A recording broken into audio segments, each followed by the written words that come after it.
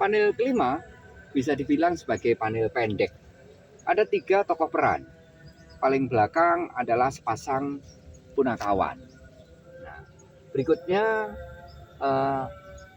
tokoh wanita yang pada deret depan ini adalah Dewi Kunti yang sudah berbulat hati untuk menjadikan anak bungsunya si Wuragil Sahadewa itu sebagai media untuk meruat Ranini. Tergambar tangan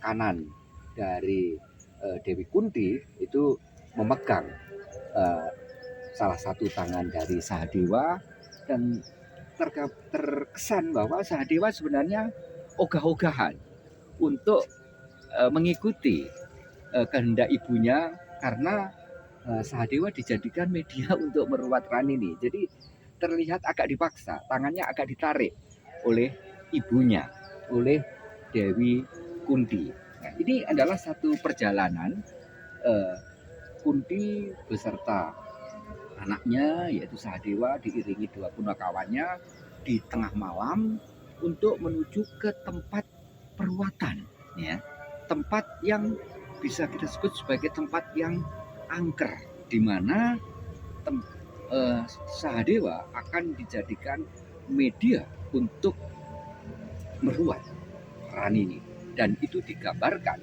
pada panel yang ke-6. Ini mulai dari batas panelnya berupa garis miring. Ada pendapat bahwa garis miring ini sebenarnya gambaran tentang gunungan dalam wayang kulit yang diposisikan dalam posisi miring. Nah, ini gambaran masih di sentra Gandamayu pada malam hari. Ini adalah rumah tinggal dari Ranini atau Dewi Durga. Ini adalah 2 punakawan dari Dewi Durga sedang membawa apa yang dalam bahasa Jawa tempat untuk dubang, untuk ludah yang berwarna merah karena habis menginap. Nah, berikutnya lagi ini adalah tokoh utama yaitu Dewi Durga atau Dewi Bhagawati atau dalam kisah ini disebut dengan Ranini. Nah, adegan utama yang digambarkan pada panel ini merupakan kunci cerita dari cerita Sudamala ada di sini, ya, yaitu adegan peruatan. Tergambar Sahadewa diikat tangannya, ya, pada pohon. Ya, pohon ini adalah pohon randu. Kalau di dalam Kidung Sudamala disebut randu alas, ya, pohon randu yang tumbuh di areal hutan.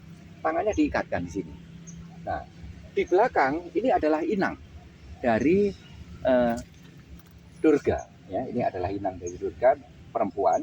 Ini yang merasuki jiwa dari Kunti, sehingga Kunti yang semula enggan untuk mengorbankan anaknya, lalu bersedia untuk mau mengorbankan anaknya.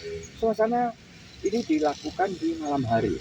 Tergambar Ranini membawa kalau di dalam cerita relief cerita Sudamala di Candi Suko, yang senjata yang dipakai itu adalah khadga, pedang yang besar.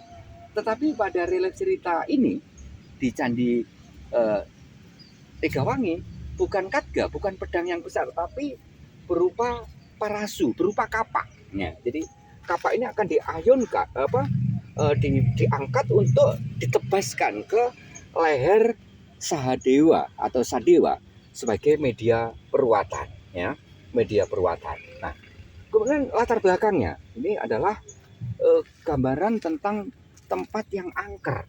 Terlihat ada arwah yang melayang-layang. Ini mirip dengan yang digambarkan di Candi Jago. Jadi arwah gentayangan. Kemudian ada arwah-arwah yang digambarkan dalam bentuk manusia tapi kepalanya binatang. Ini adalah orang-orang yang berdosa. Di Candi Jago juga digambarkan semacam ini. Kemudian juga ada gambaran tentang hantu, yaitu tangan, ya, tangan terputus tapi bisa melayang-layang. Nah, kemudian juga ada semacam biri-biri, ya, ini semacam biri-biri atau makhluk lain dengan kaki yang banyak seperti kaki 1000 tapi ukurannya besar. Nah, inilah gambaran peruatan. pada candi Sukoh dipahatkan bahwa ketika Ranini mengarahkan pedang panjangnya dan besar itu ke leher Sahadewa, kalau di sini bukan pedang tapi kapak, di belakang itu ada Semar. Jadi Semar diam-diam membaca mantra yaitu Ongkara sambil menebarkan beras kuning ke arah Sahadewa. Nah, apa yang terjadi? Sebelum senjata itu mengenai leher Sahadewa, ternyata tiba-tiba muncul. Nah, ini muncul binatang ini, ya, yang semacam biri-biri ini, sehingga senjata itu tidak mengenai leher Sadewa, tapi mengenai leher binatang yang seperti biri-biri. Ini mengingatkan kita pada kisah mitologi dalam Islam, yaitu pengorbanan Nabi Ismail oleh ayahnya, yaitu Nabi Ibrahim. Nah, inti kisah ini adalah bahwa pengorbanan manusia, human sacrifice, itu kemudian digantikan menjadi animal sacrifice. Jadi korban manusia yang kurang manusiawi itu kemudian digantikan menjadi korban binatang. Oleh karena itu pada peristiwa-peristiwa pengorbanan berikutnya bukan manusia yang dijadikan sebagai media pengorbanan tapi binatang.